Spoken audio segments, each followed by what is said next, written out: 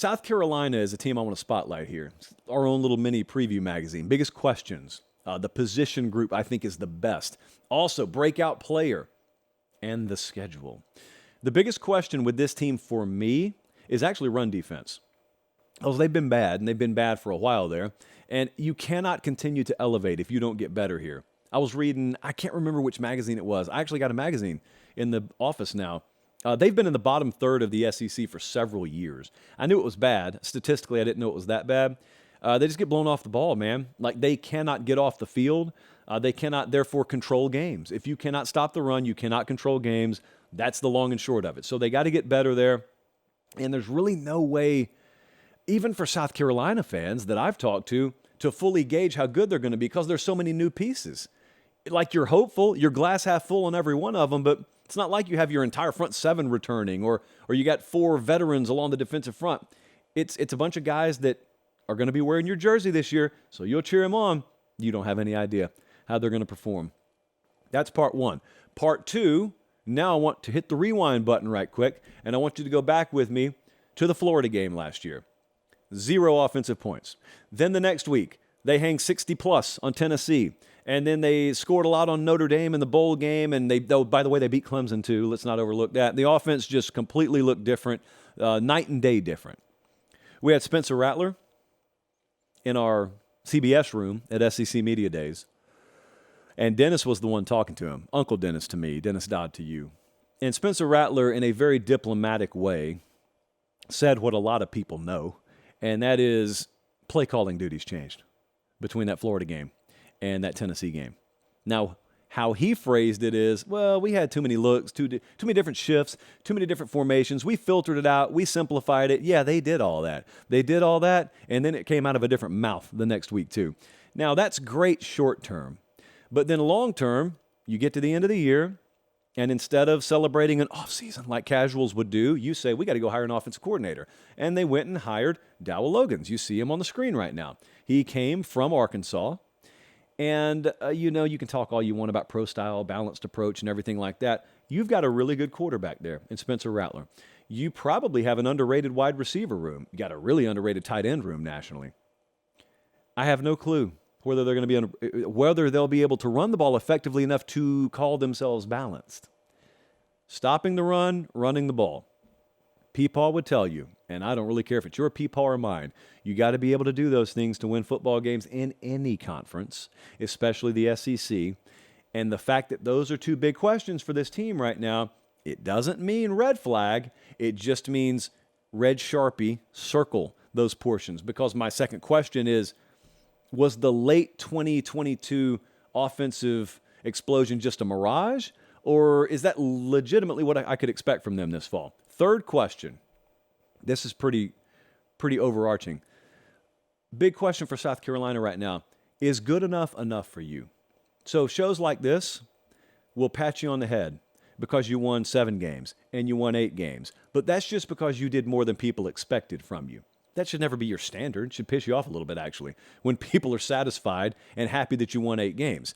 Because you shouldn't look at yourself that way. You shouldn't say they don't expect as much from us as they do from Georgia, so 8 wins is okay here. Good enough is enough.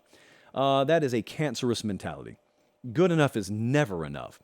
South Carolina's been good enough. They play a nightmarishly difficult schedule every year, and so I will continue to sit here because I don't coach there or play there or work there. I will tell you, 8 wins was phenomenal last year. But man, you better not be thinking that if you're Trey Knox. I mean, you better not be thinking that if you're Xavier Leggett, if you're Shane Beamer, you better not be thinking that. And it permeates because this is the second year in a row now where there's a lot of hype around the program, which there always should be. But it's the second year in a row where you had a little bit of overachievement. And if you don't make sure that you lock the door behind you, some of those accolades spill into the psyche of the team. I think they're very good at guarding against this, so I'm not telling you this is a big concern of mine. I'm questioning openly, which is what we do in July. I wonder if good enough is enough over there. You kind of crest, and all right, we'll fly here. We'll be happy to fly here. Don't fly there, man. Like, go ruin people's parties. That's what you should be doing. The breakout player, actually, let's do position group first. I was over on the Big Spur today which is the premier South Carolina fan site on the internet for my money, even though I don't have to pay because I work here, but I would. I used to pay before I worked here. I think safety or wide receiver, I was talking to the folks over there on the board, I think safety or wide receiver is probably the best position group here. I'm going to go defensive back, though, because I wanted to zoom it out a little bit because they got 4 South Carolina natives at safety and corner, and specifically at safety, DQ Smith, that's a good player, man. Nick Amanwari is a good player, and neither one of them are seniors. They're both sophomores, but they both have starting experience, and they're both capable of playing at all conference levels, and so that's on the back end. But also Marcellus Dial, O'Donnell Fortune at corner, those are all South Carolina guys, and I don't know how to quantify what that means. I don't know how valuable that is.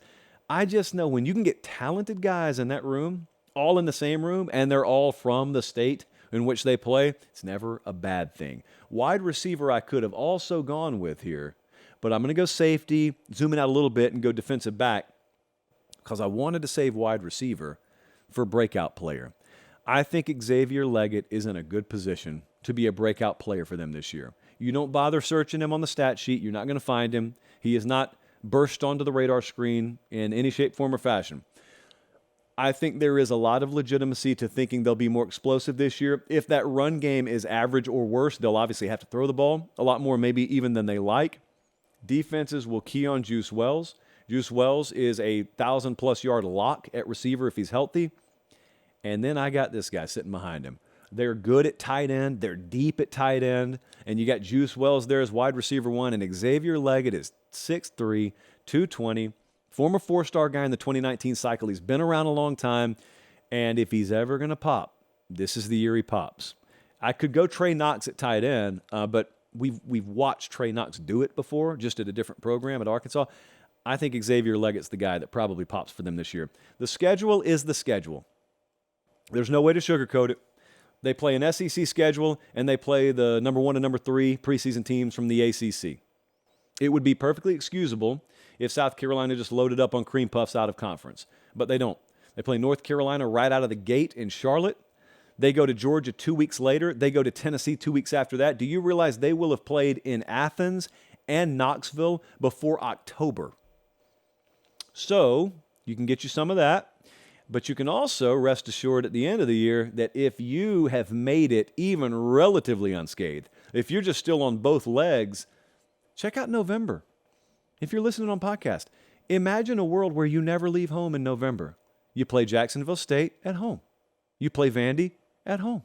You play Kentucky at home. And then Clemson has to come to you because you play them at home and you beat them in their building last year.